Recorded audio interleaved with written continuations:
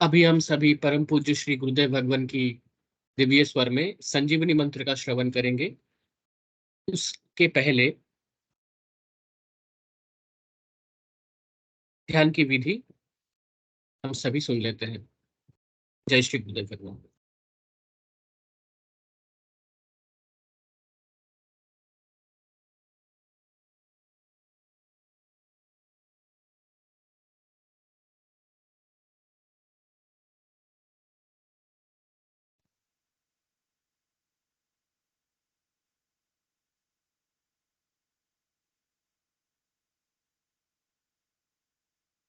जीवन में अभूतपूर्व बदलाव के लिए गुरुदेव सियाग सिद्ध योग अपनाएं। अब आपको ध्यान की विधि, इस साधना से संबंधित महत्वपूर्ण बातें और अंत में गुरुदेव की दिव्य वाणी में संजीवनी मंत्र द्वारा शक्तिपात दीक्षा दी जाएगी। गुरुदेव सियाग सिद्ध योग ध्यान की विधि। आरामदायक स्थिति में बैठ जाएं और कुछ समय के लिए गुरुदेव के चित्र को ध्यान से देखें। अब आंखें बंद कर लें और गुरुदेव श्री रामलाल जी सियाग के चित्र को अपने आज्ञा चक्र पर, जहां बिंदी या तिलक लगाते हैं, देखते हुए गुरुदेव से 15 मिनट की अवधि के लिए ध्यान स्थिर करने की प्रार्थना करें। अब गुरुदेव के चित्र को आज्ञा चक्र पर देखते हुए साथ ही संजीवनी मंत्र का मानसिक जाप बिना होंठ और जीभ हिलाए करते हुए ध्यान करें। इस दौरान यदि आपको कोई यौगिक क्रिया हो तो घबराएं नहीं, ना ही उसे रोकने का प्रयास करें। ध्यान की अवधि पूर्ण होते ही यह क्रियाएं स्वतः बंद हो जाएंगी। इस विधि से सुबह शाम हल्के पेट नियमित रूप से केवल 15 मिनट का ध्यान करें और संजीवनी मंत्र का मानसिक जाप हर समय करें। कुछ विशेष ध्यान रखने योग्य बातें। संजीवनी मंत्र का मानसिक जाप अपने दैनिक कार्य करते हुए अधिक से अधिक करें। संजीवनी मंत्र के साथ किसी और मंत्र का जाप नहीं करना है। इस मंत्र को कभी भी लिखकर या बोलकर किसी को नहीं बताना है। तांत्रिकों से नहीं मिले और ना ही उनके दिए हुए डोरे या ताबीज आदि पहने। यदि पहना हुआ है तो यह साधना शुरू करने से पहले निकालकर फेंक दें। अब शक्तिपात दीक्षा के लिए गुरुदेव की दिव्य वाणी में संजीवनी मंत्र ध्यान से सुने और उसके पश्चात 15 मिनट ध्यान करें।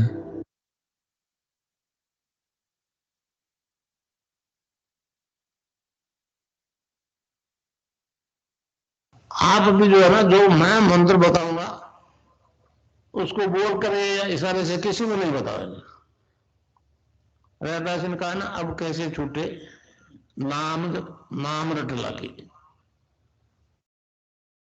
किसकी लगी नाम रट? राम की लगी, कृष्ण की लगी, ये रोक लगी हुई थी गुरुओं के। और उसका मानसिक जप करना। समझे? वो मंत्र बता दो, एक बीज मंत्र है वो। अब बरगद का पेड़ का बीज राई के दाने जितना होता है, किलोमीटर में फैलेगा, उसका होता है एक शब्द क्लीन शब्द, क्या आधा ला में मिला हुआ, बड़ी की मात्रा और बिंदी, उसका उच्चारण होगा क्लीन गा। गा की ध्वनि निकलेगी पीछे। आप अंग बोलो, यहां स्ट्रोक लगता है, अंग बोलो। अभी मनी मैंने बोल के देखो, अंग बोलो तो यहां स्ट्रोक लगता है। तो इसमें क्लिंग बार बार आया। अब वो लय नहीं बनती क्लिंग एक में, तो हमारे ऋषियों ने इसको जपने का तरीका बताया। Cling Krishna cling, cling Krishna cling. क्री लगनी चाहिए, क्रय नहीं क्री। एक ही मात्रा नहीं लगेगी तो राधा तत्व शामिल नहीं होगा, और राधा बिना कृष्ण आधा। तो ये इसमें राधा और कृष्ण का मंत्र है। राधा तत्व है सांसारिक सुख दे दी, कृष्ण मोक्ष दे।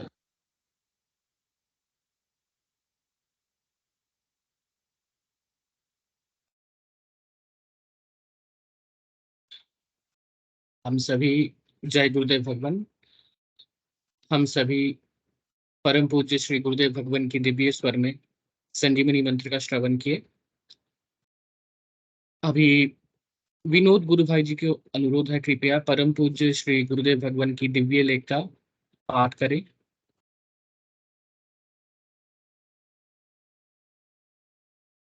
जय गुरुदेव जी। मैं स्क्रीन शेयर कर देता हूँ।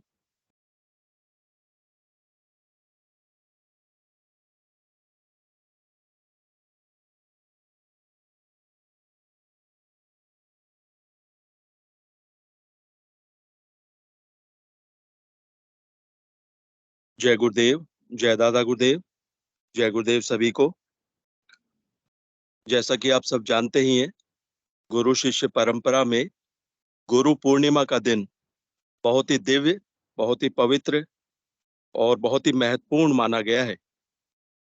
और आप सब जानते ही हैं कि सोमवार को 3 जुलाई को गुरु पूर्णिमा का पवित्र दिन है। इसलिए आज हम पूज्य गुरुदेव की जीवनी को पढ़ेंगे। जय गुरुदेव। गुरुदेव की जीवनी भारतीय योग दर्शन में वर्णित सिद्ध योग को मूर्त रूप देने वाले, मानवता में सतोगुण का उत्थान एवं तमोगुण का पतन कर उसका दिव्य रूपांतरण करने के उद्देश्य से विश्व भर में असंख्य शिष्यों को शक्तिपात दीक्षा द्वारा कुंडलिनी जागृत कर अपनी तस्वीर के ध्यान से स्वतः योगी क्रियाएं करवाने वाले समर्थ सद्गुरुदेव श्री रामलाल जी सियाग की जीवनी पढ़ें। ये जो इसमें कंटेंट है, इसमें 8 चैप्टर हैं। मैं जल्दी से आपको पढ़ के सुना देता हूँ। पहला है संक्षिप्त परिचय, दूसरा आध्यात्मिक जीवन का प्रारंभ, तीसरा बाबा श्री गंगाईनाथ जी से मुलाकात, चौथा विचित्र घटनाएं, पांचवा बाबा का दूसरी दुनिया से संदेश, छठा पैगंबर से संबंधित दृश्य, सातवां बाइबिल की भविष्यवाणियां और आठवां है सिद्ध गुरु का पद ग्रहण करना। जय गुरुदेव। संक्षिप्त परिचय। परम पूज्य समर्थ सद्गुरुदेव श्री रामलाल जी सियाग प्रवृत्ति मार्गी संत हैं। 2 प्रकार के संत होते हैं, एक प्रवृत्ति मार्गी, दूसरे निवृत्ति मार्गी। प्रवृत्ति मार्गी संत वो हैं जो ग्रस्त जीवन में रहते हुए भी भगवत भक्ति करते हैं और समाज का कल्याण करते हैं। और निवृत्ति मार्गी संत वो हैं जो संन्यास ले लेते हैं, घर बार त्याग देते हैं। जैसे हमारे दादा गुरुदेव, वो निवृत्ति मार्गी संत हैं। परम पूज्य समर्थ सद्गुरुदेव श्री रामलाल जी सियाग प्रवृत्ति मार्गी संत हैं जो पिछले 30 वर्षों से विश्व भर में सिद्धयोग में वर्णित शक्तिपात दीक्षा द्वारा साधकों की कुंडलिनी जागृत कर रहे हैं। इस शक्तिपात दीक्षा की अनोखी बात यह है कि साधक विश्व में कहीं भी रहता हुआ केवल गुरुदेव की दिव्य वाणी में संजीवनी मंत्र को सुनकर सिद्ध योग में दीक्षित हो जाता है। इसके लिए उसे ना तो कहीं बाहर जाने की आवश्यकता है और ना ही किसी से मिलने की। पूज्य गुरुदेव का अवतरण अर्थात जन्म राजस्थान में बीकानेर के पलाना ग्राम में 24 नवंबर 1926 को हुआ। गुरुदेव ने भारतीय रेलवे में हेड क्लर्क के पद पर कार्य किया। परिस्थितियोंवश गुरुदेव ने सन 1968 में अक्टूबर की नवरात्रि से गायत्री की आराधना शुरू की, जिसमें उन्होंने गायत्री मंत्र का 1.25 लाख जप पूरे विधि विधान से किया। 1.25 लाख गायत्री मंत्र जाप पूरा करने के अगली सुबह गुरुदेव ने गहरे ध्यान में अपने शरीर को एक दिव्य दूधिया प्रकाश में परिवर्तित हुए देखा। जब उस प्रकाश पर उन्होंने ध्यान दिया तो उन्हें एक काले भंवरे की गुंजन सुनाई पड़ी। जब उस गुंजन पर ध्यान दिया तो उन्होंने पाया कि गायत्री मंत्र नाभि से अविरल जपा जा रहा था। इस प्रकार 1 जनवरी 1969, 1 जनवरी 1969 को गुरुदेव को गायत्री अर्थात निर्गुण निराकार की सिद्धि हो गई। स्वामी विवेकानंद जी के साहित्य को पढ़ने के पश्चात, जिसमें उन्होंने कहा है कि बिना गुरु बनाए आध्यात्मिक मार्ग में प्रगति नहीं हो सकती, गुरुदेव ने जामसर में आराधना कर रहे बाबा श्री गंगाई नाथ जी को गुरु धारण कर लिया, जिनकी अहेतु की कृपा से सन 1984 में गुरुदेव को भगवान श्री कृष्ण अर्थात सगुण साकार की सिद्धि हो गई। इस प्रकार गायत्री सिद्धि से गुरुदेव को भगवान के निर्गुण निराकार रूप का और कृष्ण सिद्धि से भगवान के सगुण साकार रूप का साक्षात्कार हुआ। इन दोनों सिद्धियों के होने के कारण से गुरुदेव की तस्वीर से स्वतः योग होता है, जो आज तक कभी नहीं हुआ। गुरुदेव की तस्वीर पर ध्यान करने से साधक को उसके शरीर की आवश्यकता अनुसार स्वतः योगिक क्रियाएं होती हैं। इनके द्वारा शरीर शोधन से सभी तरह के शारीरिक एवं मानसिक रोगों से पूर्ण मुक्ति मिल जाती है और आध्यात्मिक मार्ग प्रशस्त होता है। वैज्ञानिकों के लिए यह एक रोचक शोध का विषय है कि किस प्रकार गुरुदेव की एक निर्जीव तस्वीर पर ध्यान करने से साधकों को ध्यान के दौरान भिन्न भिन्न योगिक क्रियाएं स्वतः होने लगती हैं। बाबा श्री गंगाई नाथ जी के आदेश से सन 1986 में रेलवे से स्वैच्छिक सेवानिवृत्ति ली तथा जन कल्याण हेतु सन 1990 से सार्वजनिक रूप से शक्तिपात दीक्षा देना प्रारंभ किया। इस दर्शन को विश्व दर्शन बनाने हेतु सन 10 मई 1993 को 1993 को अध्यात्म विज्ञान सत्संग केंद्र जोधपुर की स्थापना की। तब से आज तक सिद्धयोग में वर्णित शक्तिपात दीक्षा से गुरुदेव लाखों शिष्यों को चेतन कर चुके हैं। 5 जून 2017 को निर्जला एकादशी के दिन गुरुदेव ने पार्थिव शरीर को त्याग दिया। गुरुदेव ने अपने प्रवचनों में कहा है कि यह शरीर गुरु नहीं है। एक सिद्ध गुरु अपने शरीर से सीमित न होकर सर्वज्ञ, सर्वशक्तिमान और सर्वव्यापी होता है।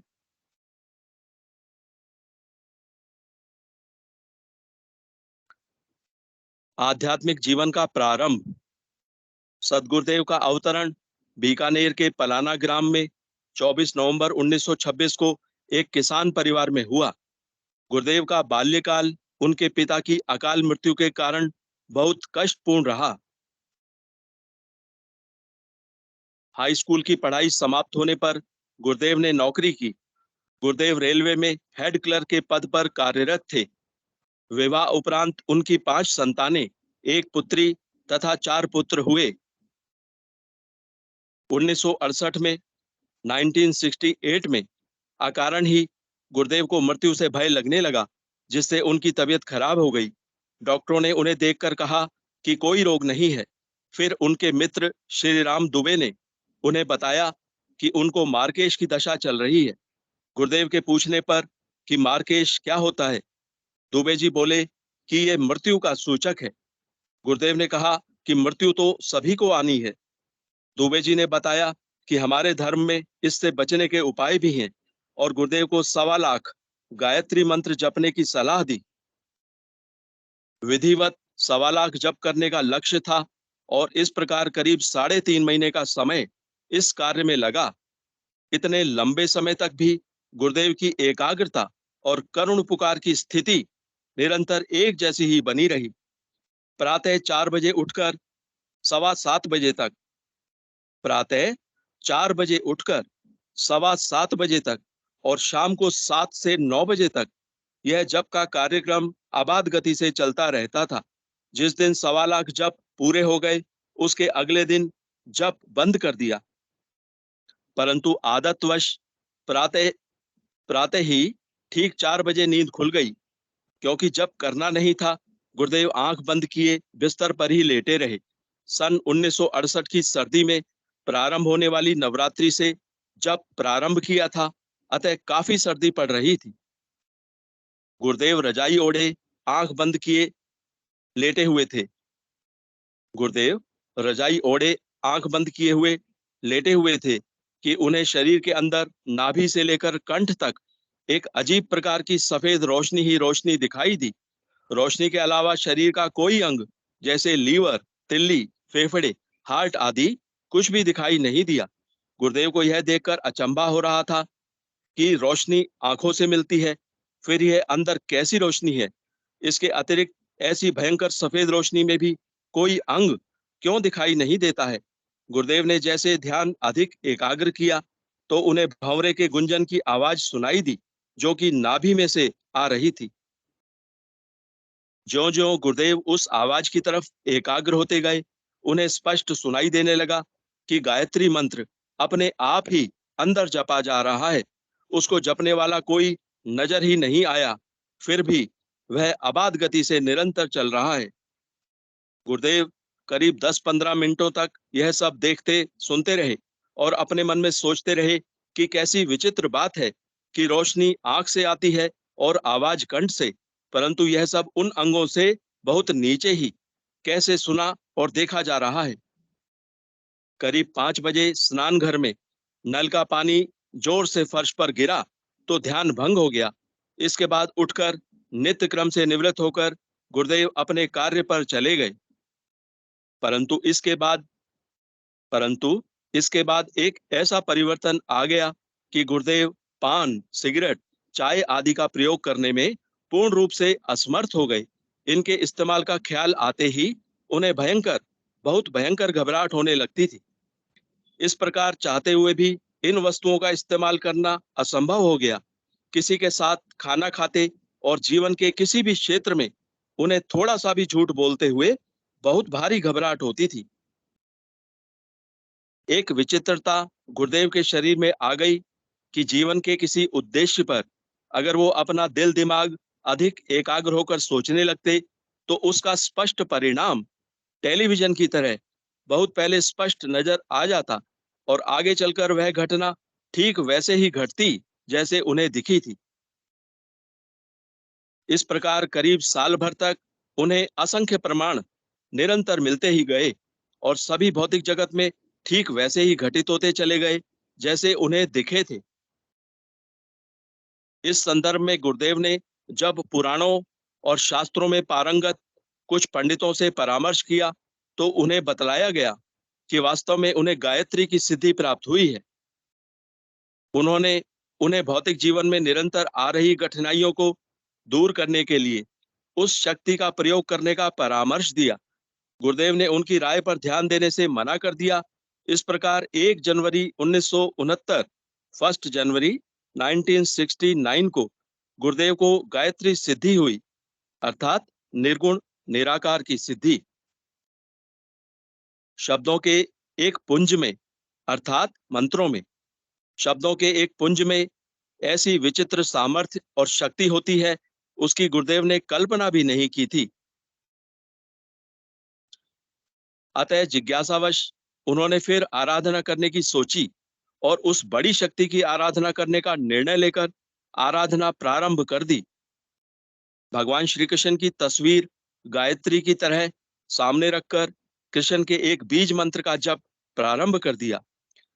इसकी ना तो कोई निश्चित संख्या तय की और ना कोई विशेष उद्देश्य। उसी क्रम से सुबह शाम करीब 2.5-3 सालों तक जप चलता रहा। एक दिन गुरुदेव को विचार किया कि गायत्री मंत्र से तो कोई 100 गुना से भी अधिक संख्या हो चुकी होगी, फिर अभी तक वैसी ही कोई अनुभूति तो नहीं हुई। ऐसा सोचना था कि एक विचित्र स्थिति पैदा हो गई। हर समय एक परछाई तिरछी नजर से दिखाई देने लगी। एक दिन गुरुदेव को विचार आया कि उन्हें इस विद्या का कोई ज्ञान तो है नहीं, कहीं व्यर्थ कष्टों में फंस ना जाएं, इसलिए मंत्र जप बंद कर दिया। परंतु परछाई दिखनी बंद नहीं हुई। सोचा इससे कुछ नुकसान तो नहीं हो रहा है, दिखती है तो दिखने दो। इस प्रकार एक रात्रि को गुरुदेव अपने गांव में सो रहे थे। करीब 5 बजे प्रातः एक आवाज सुनाई दी और उसने स्पष्ट कहा कि बेटा अब केवल कृष्ण का जप कर। यह आवाज 2 बार स्पष्ट सुनाई दी। अचानक गुरुदेव की आंख खुल गई, पर किसने आवाज दी कुछ समझ नहीं सके। एक दिन गुरुदेव को विचार आया कि बेटा शब्द से संबोधित करके आवाज दी है, अतः जो भी भला बुरा होगा उसकी जिम्मेवारी आवाज देने वाले की ही होगी, वो इसके दोष के भागी नहीं होंगे। इसी विचार के साथ सभी प्रणव हटाकर केवल कृष्ण का जप प्रारंभ कर दिया। छोटा सा शब्द और फिर गति पकड़ने पर पहले वाले से 10 गुना से भी तेज गति से चलने लगा। करीब साल भर हुआ होगा कि एक बहुत ही विचित्र घटना घट गई। एक दिन प्रातः करीब 4 बजे के आसपास अर्ध जागृत अवस्था में गुरुदेव ने देखा कि वो एक कमरे में बैठे हैं। एक वैसा ही दूसरा कमरा है, उसके और गुरुदेव के कमरे के बीच में एक दरवाजा है, जिसमें एक बहुत ही खूबसूरत गुलाबी मखमल का पर्दा ठीक नीचे तक लटक रहा है। जो ही गुरुदेव ने उस पर्दे की तरफ देखा तो वह उन्हें ऐसे हिलते हुए दिखाई दिया मानो हवा के झोंके से हिला हो। इतने में दूसरे कमरे में से आवाज आई कि देख, इसे हिला मत, यह अलग हो जाएगा। गुरुदेव ने कहा कि अगर जोर का हवा का झोंका आया तो अलग होकर फिर यथास्थिति में आ जाएगा। उधर से आवाज आई, इसके हटने का अर्थ समझते हो क्या? गुरुदेव ने जवाब दिया कि जो उन्होंने अभी अर्थ बताया, क्या उससे भी भिन्न कोई अर्थ होता है? उधर से आवाज आई, हाँ, इसके हटने का अर्थ होता है। इसके हटने का क्या अर्थ होता है देख। फिर उसके पश्चात गुरुदेव को जो भी दिखाया गया, गुरुदेव ने कहा, यह तो बहुत ही अच्छी बात है, इसी के लिए तो यह सब कर रहा हूं। उधर से आवाज आती है कि यह सब तो ठीक है, यह सब ठीक तो है, परंतु एक योग भ्रष्ट शब्द होता है, वह क्या होता है, क्या उसके बारे में जानते हो? गुरुदेव ने कहा, आराधना के दौरान कोई बुरा काम हो जाता है, उससे आराधना का पतन हो जाता है। दूसरी तरफ से आवाज आती है कि होता तो कुछ ऐसा ही है, परंतु इसकी सही परिभाषा यह नहीं है। तुम्हारे तुम्हारे छोटे छोटे बच्चे हैं, पत्नी है, माँ है, वे सभी पूर्ण रूप से तुम पर आश्रित हैं। यह ठीक है कि अगर तुमने इस पर्दे को हटा दिया तो तुम्हारी स्थिति तो ठीक वैसी ही हो जाएगी जैसी अभी तुमने देखी है, परंतु इन प्राणियों को इसका ज्ञान थोड़ा ही है। जब तुम इस जवानी में इनको छोड़कर चल दोगे तो इनकी आत्मा की करुण पुकार और क्रंदन तुमको ले डूबेगी, और इस प्रकार योग भ्रष्ट हो जाने के कारण तुम्हारा फिर पतन हो जाएगा। अब आगे जैसा तुम ठीक समझो वैसा करो। यह बात सुनकर वो बहुत ही दुविधा में फंस गए। पूछा, आराधना का भी ऐसा भयंकर परिणाम हो सकता है? कभी कल्पना भी नहीं की थी। दूसरी तरफ से आवाज आती है, कर्म गति बहुत ही गहन है, कर्म गति बहुत ही गहन है, इसको कोई नहीं जान सकता। कुछ देर विचार के बाद जब गुरुदेव को कुछ भी समझ में नहीं आया कि अब आगे क्या करना चाहिए, तो उन्होंने उसी अदृश्य आवाज से पूछा, मैं तो कुछ भी नहीं समझ पा रहा हूं कि अब मुझे क्या करना चाहिए, अतः कृपया मेरा पथ प्रदर्शन करें, मैं वैसा ही करने को तैयार हूं।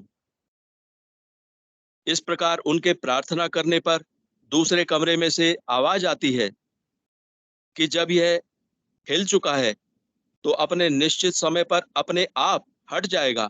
अब इसे हिलाना बंद करके कर्म क्षेत्र में विचरण करते हुए अपने कर्तव्य का पालन करो। इन शब्दों के साथ ही सारा दृश्य गायब हो गया और गुरुदेव की आंख खुल गई। भोर हो चुकी थी, अतः नित्य क्रम से निवृत्त होकर भगवान श्री कृष्ण की तस्वीर को माला पहनाकर गुरुदेव ने छुट्टी ले ली। यह करीब सन 1974 1974 के अंतिम समय की बात है। इसके बाद 1983 तक मजदूर संगठनों और राजस्थान किसान यूनियन के विभिन्न पदों पर सक्रिय होकर कार्य करते रहे, परंतु जिस प्रकार से पूर्ण आस्था आध्यात्मिक जगत के चमत्कारों से हो चुकी थी, ध्यान उस पर निरंतर ही लगा रहता था। गुरुदेव भौतिक जगत के अधिकतर काम आध्यात्मिक शक्तियों के पथ प्रदर्शन से करने के एक प्रकार से आदी हो गए थे। यही कारण रहा कि बहुत कम असफलता मिली। जिस काम में हाथ डाला सफल हुए। जय गुरुदेव। आज बस यहीं तक। गुरुदेव की दिव्य जीवनी का शेष भाग हम कल पढ़ेंगे। जय गुरुदेव। जय दादा गुरुदेव। जय गुरुदेव सभी को। जय गुरुदेव भगवान। विनोद गुरु भाई जी को आभार। सभी गुरु भाई गुरु बहनों का माइक जो है एनेबल कर दिया गया है। कृपया मंच संचालन के कार्यभार प्रारंभ करें। जय श्री गुरुदेव भगवान।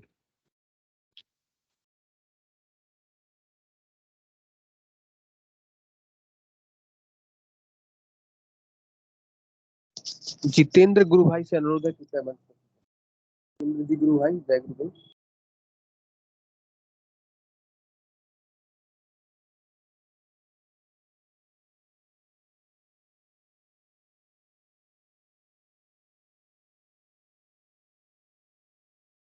जितेंद्र जी गुरु भाई, जय गुरुदेव।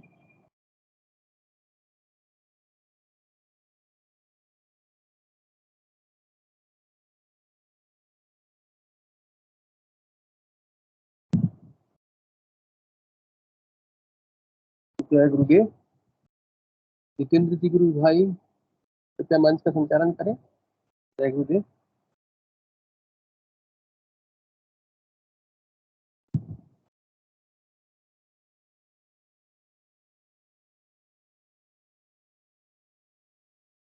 मेरी आवाज आ रही है? जय गुरुदेव।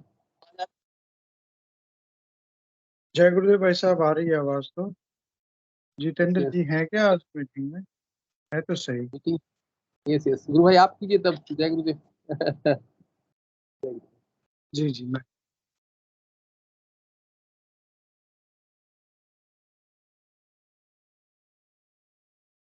जय गुरुदेव।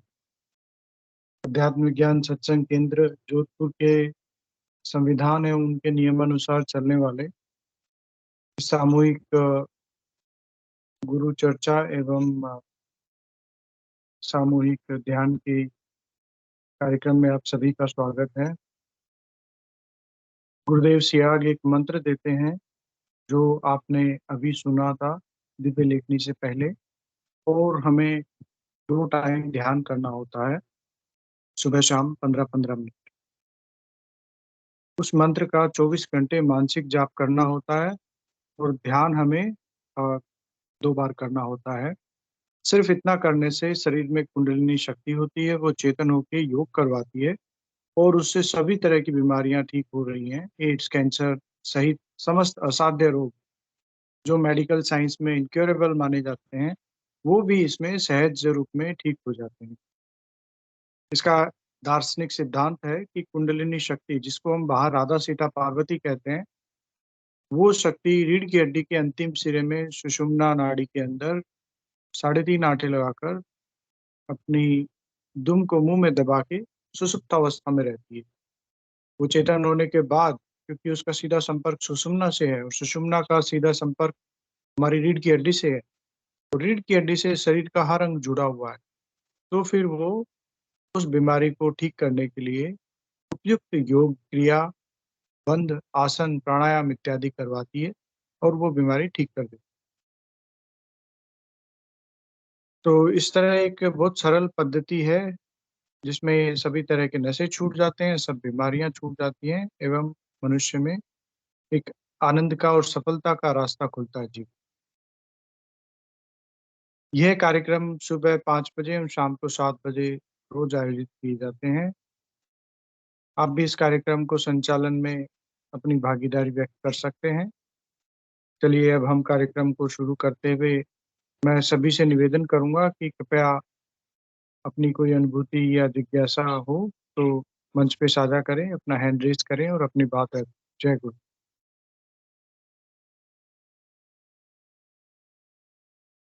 जी, कोई भी गुरु भाई बहन जो अपनी बात रखना चाहे, उनका स्वागत है।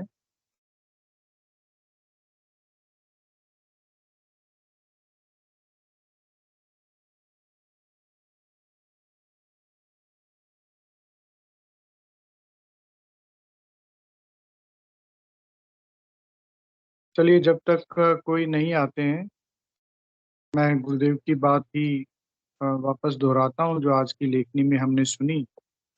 गुरुदेव कहते हैं कि गायत्री सिद्धि होने के बाद मेरा खान पान, आचार विचार सब बदल गया, स्वतः बदल गया। कि पान खाना, बीड़ी सिगरेट या चाय पीना तक मैं नहीं पी सका उसके बाद। तो ये परिवर्तन हम में अंदर से आता है और वृत्तियाँ बदलती हैं। बड़ी आश्चर्य की बात है, बहुत कम साधक इस आराधना को हम लोग एक आराधना की तरह, एक साधना की तरह अप्रोच करते हैं। बाकी सभी लोग हमारा कोई बीमारी से जुड़ते हैं, कोई नशा छुड़ाने के लिए जुड़ते हैं। उनका उद्देश्य थोड़ा सीमित-सा रहता है। उनमें मन में भाव यही रहता है कि इतने लोगों का मान लो थायराइड ठीक हुआ है, इन गुरुजी का ध्यान करने से, तो मैं भी इनसे दीक्षा ले लेता हूँ और मेरा भी थायराइड ठीक हो जाएगा। हमारी जो विचारधारा है वो उतनी ही रह प जाती है। जबकि ये तो बहुत ही गंभीर और बहुत गहन दर्शन है, जो वास्तविक हमारे जीवन का उद्देश्य है। आत्मा के तो अनेकों जन्म होते हैं ना, तो इसमें मनुष्य शरीर में ही आत्मा अपने पूर्णता को भी प्राप्त कर सकता है।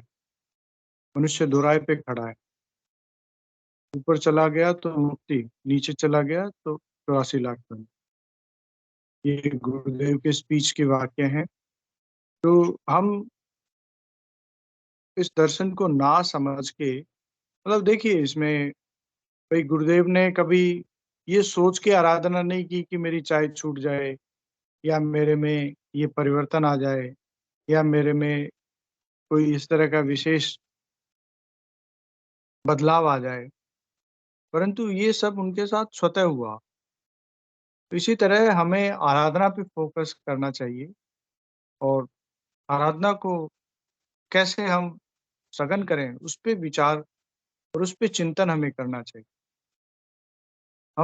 हमारा चिंतन सीमित रह जाता है कि हमारी बीमारियों से, हमारी परेशानियों से गुरुदेव ये कब ठीक होगी? मतलब जैसे मान लो मेरा व्यवसाय है और मैं उसमें मुझे नुकसान हो रहा है, तो दिन-रात मेरी एक ही प्रार्थना होगी गुरुदेव से, व्यवसाय से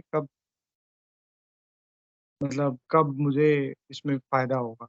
मान लो 2 साल बाद फ़ायदा भी होने लगा, बस मेरा उद्देश्य खत्म, फिर मुझे सिद्ध योग से कोई ज़्यादा लेना-देना नहीं है। वो एक तरह से रूटीन का काम है, वही चल रहा है और चलता रहता है। जी, मनोज जी गुरु भाई, जय गुरुदेव। जय गुरुदेव। आपको भी और जितना सुनने वाले आपको भी जितना सुनेंगे, इसमें एक सवाल आता है, तो साधारण सवाल है। कोई बोलता है मेरे को कुछ नहीं होता है, कोई बोलता है फायदा नहीं होता है, कोई बोलता है कुछ होता है। ऐसा क्यों बोलते हैं? मगर मैं सबको बोलता है, मैं तुम जब से मंत्र सुन लिया तब से तुम्हारा कुंडली जागृत तो चालू हो गया है। कैसे मालूम हो जाएगा? कितना समझा रहा हूँ मगर कोई नहीं समझता है। कोई बोलता है कब कुंडली जागृत होगा, क्या होगा, और कोई कोई सब इंडिया वाले बोलते हैं इसमें कुछ नहीं होता है। अरे भाई कुछ नहीं होता है। उनको बोलता हूँ तू जो पढ़े किया 10 या 12 उतना के लिए इतना साल लगा, ये तो परम प्राप्ति करने का था। तो क्या बोलने से वो हाँ ना कर चुप हो जाता है। इसके बारे में थोड़ा बताने से अच्छा होगा। जय गुरुदेव। जय गुरुदेव भाई साहब। गुरुदेव स्पीच में कहते हैं कि कुंडलिनी जागृत होना और आज्ञा चक्र का खुल जाना, ये दोनों क्रियाएँ एक साथ होती है। पहले दिन जब हम गुरुदेव के चित्र पे आज्ञा चक्र पे ध्यान करते हैं और नाम जप करते हैं, उससे ये हो जाती है चीज़। अब उस दौरान कुंडलिनी जागृत होती है तो बहुत सारे चीज़ें हमें मतलब अनुभव भी होती है। कुछ लोगों को लाइट दिखाई देती है, कुछ लोगों को वाइब्रेशन होता है, कुछ लोगों को अ, और दूसरे तरह के अनुभव होते हैं। तो ये अलग-अलग तरह के इसमें कुंडलिनी जागृत होने के बाद हमारे अनुभव आते हैं। अब एक बात तो हमें प्रचार के समय हमें थोड़ा ध्यान रखनी चाहिए कि हमें प्रचार में पॉज़िटिव नहीं होना चाहिए। मतलब कि किसको क्या फ़ायदा मिलेगा या किसको क्या हमारे बताने से उसमें क्या परिवर्तन आएगा। वो हमें ना सोचते हुए और आगे बढ़ते रहना चाहिए। तो विशेष जिज्ञासु है तो हम उसे रुक के थोड़ा बता सकते हैं। अन्यथा कई बार क्या है, लोगों के तर्क-वितर्क तरह का एटीट्यूड ज़्यादा रहता है। वो कुछ तो उसमें हम ना उलझ के आगे बढ़ना चाहिए। बाकी गुरुदेव स्पीच में इस बात का जवाब देते हैं, मनोज जी गुरु भाई। गुरुदेव कहते हैं कि कुछ लोग कहते हैं अभी कुंडलिनी जागृत होगी, हमें कैसे पता लगेगा? गुरुदेव कहते हैं सो ही रहने दो, फिर क्यों परेशान हो रहे?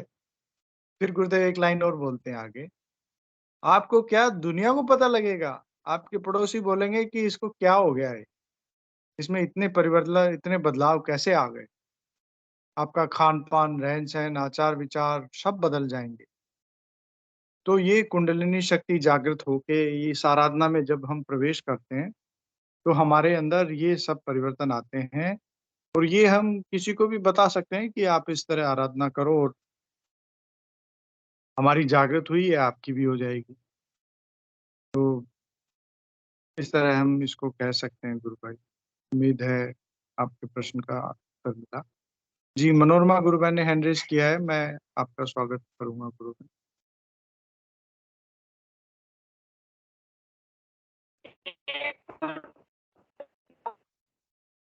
जय गुरुदेव गुरु भाई, जो जय। आज का विषय है उसमें मैं सब बोलना चाह रही थी कि जैसे गुरुदेव ने कहा है ना कि उनकी जो सीढ़ी हुई तो उनमें बहुत से बदलाव आए इस बार के। तो मैं मतलब अपनी जैसे मैं हॉस्पिटल में हूँ जी, तो जी। अभी हम लोग 100 लोग होंगे कम से कम।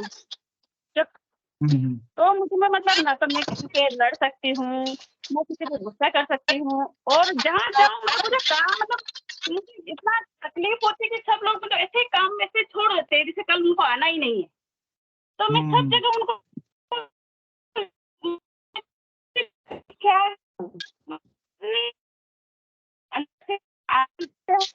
उनको बीपी बहुत ज्यादा बढ़ गया था। उनको गाड़ियों के पास फोटा रेफर किया और मतलब इतनी मतलब अंदर से बदलाव हुआ। ऐसा आंसू तो कभी भी नहीं आया कि नहीं कोई अपना बीमार हो गया एडमिट है चलिए आंसू आ जाए। तो मतलब अंदर से जी। इतना बदलाव आ गया है ना जो मतलब कभी सोचा ही नहीं था कि कभी ऐसा भी हो जाएगा। इस आराधना को करते करते होता है।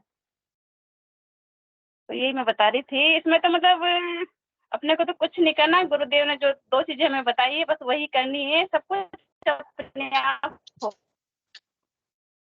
तो पक्का बदलाव आता है। बहुत से मनोज गुरु भाई बोल रहे हैं ना कि किसी को कुछ नहीं होता, लेकिन ऐसे लोग भी बहुत सारे हैं जिनका जीवन बदल गया है इस सिद्ध योग में आके।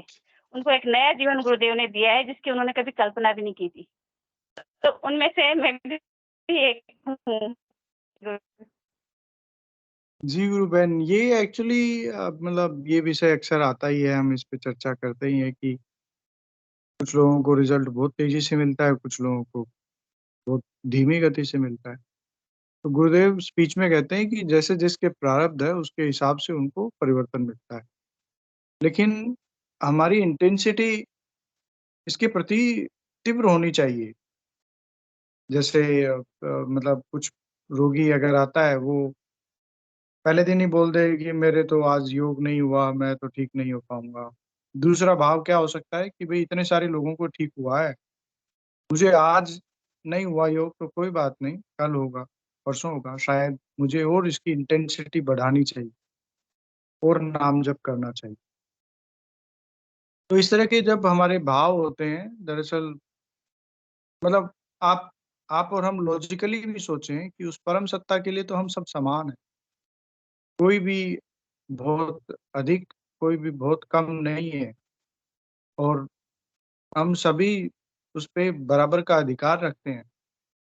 तो जिनको रिज़ल्ट मिला है या जिनको नहीं मिला है, वो सब समान है उसकी दृष्टि में, क्योंकि ईश्वर का प्रथम गुण ही समानता है कि वो सब में समभाव रखता है, समान दृष्टि है उसकी। गुरु में भी होता है।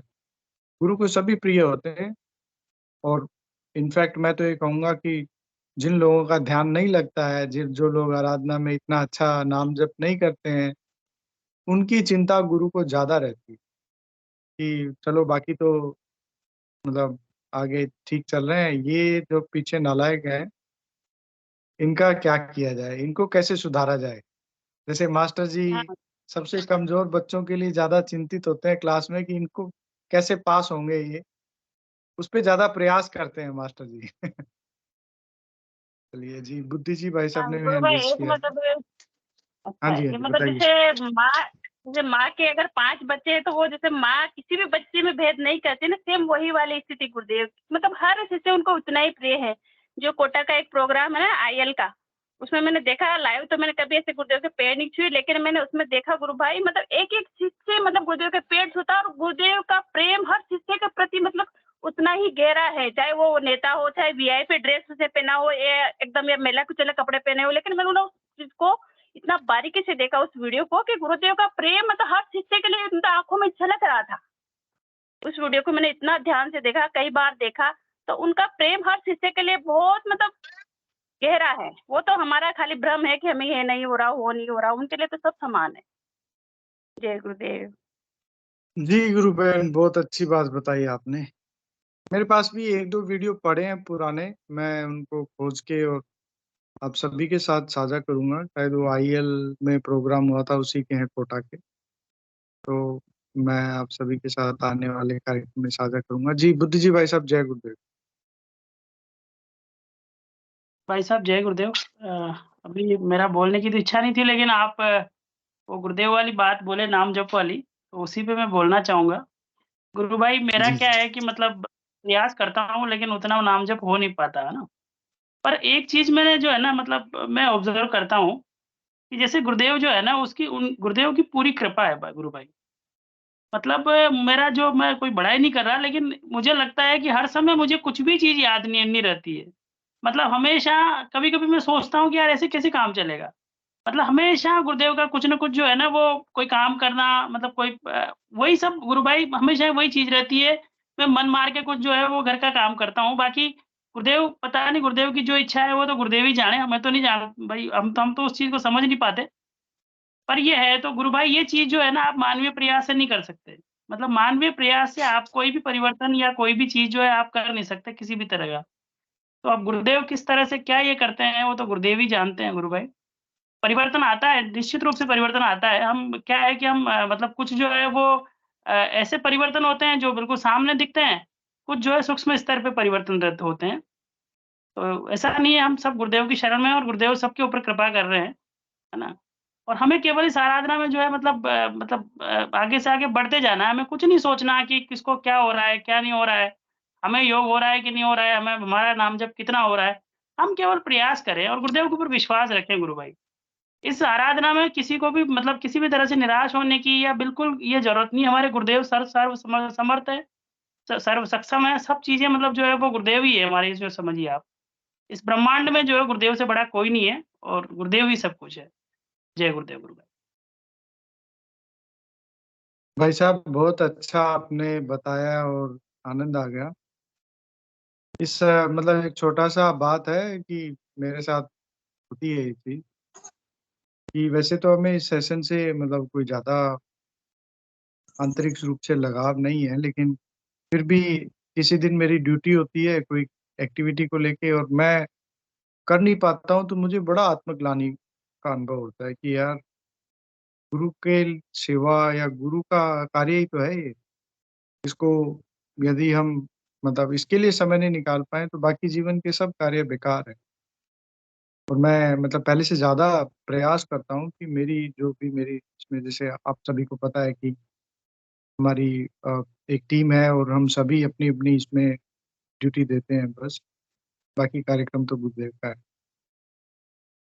तो जैसा गुरु भाई ने बताया कि गुरु कार्य के लिए अंदर से हम बहुत ऐसा लगता है कि सबसे पहले हम ही करें।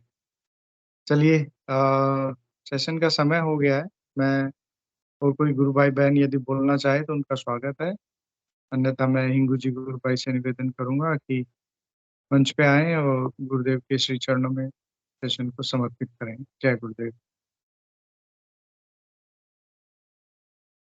जय गुरुदेव सभी को। गुरुदेव की दिव्य चेतना सभी में सिद्ध हो, जगत व्यापी हो और जगत के कल्याण के लिए हो। जय गुरुदेव सभी को, बहुत बहुत जय गुरुदेव। बोलो कल के अवतार की जय हो। जय हो। जय हो। अभी जोर से बोलो, जय कल के हो। अवतार की जय हो। जय हो। जय हो। हो। जय हो। जय हो। जय हो। जय बुलाने से पहले एक बार सभी के माइक ऑन करवा दिया करो। माइक और कैमरा ऑन कर सकते हैं, उसके बाद हम चलिए सभी बुलंद को जय आवाज गुरुदेव। आनी चाहिए, अपना गुरुदेव की जय की बुलंद आवाज आनी चाहिए। तो अभी बुलंद आनी गुरु चाहिए, पूर्णिमा सही है, 3 तारीख को गुरु पूर्णिमा है, तो वो दिन तो उत्सव होना चाहिए एकदम। बिल्कुल बिल्कुल बिल्कुल। जय गुरुदेव जय। जय।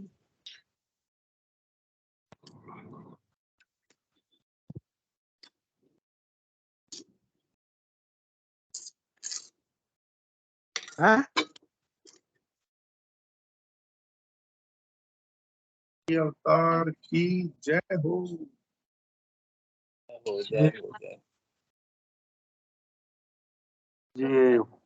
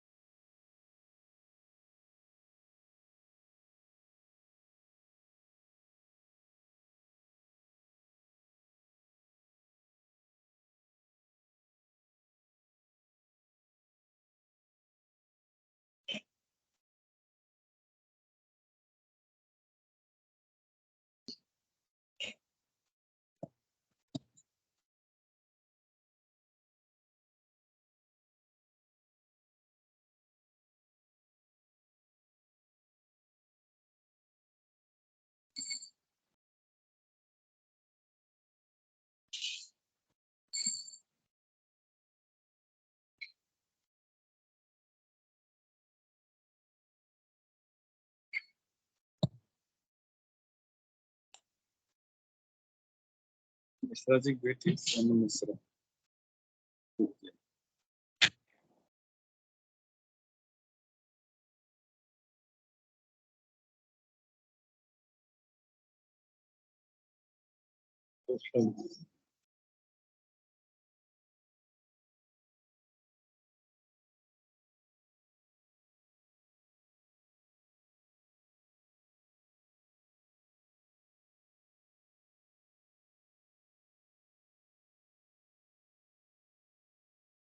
जय हो गुरुदेव की जय हो। कल के अवतार की जय हो। जय हो कल के अवतार की जय हो। जय हो गुरुदेव।